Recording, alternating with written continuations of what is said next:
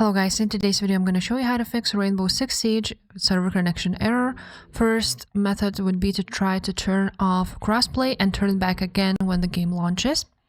Another step would be to try to make your Ubisoft Connect status online.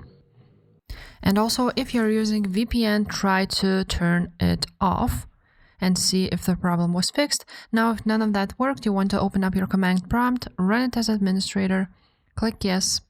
And after that, you want to write two commands, ipconfig space //DNS, and another one, and netsh winsock reset. After that, you want to go ahead and restart your PC.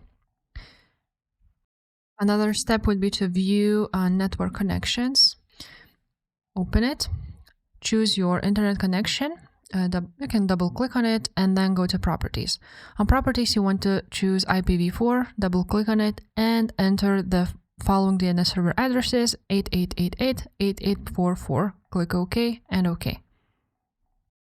Another step would be to open up Windows Defender Firewall, then Advanced Settings, then Inbound Rules, and then create a new rule.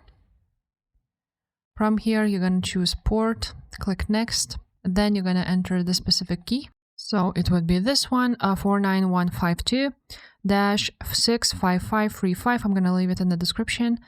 Allow connection, and you're going to click next, name it Rainbow, and finish.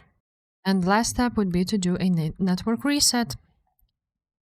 If this video was helpful, guys, make sure to subscribe, and I will see you next time.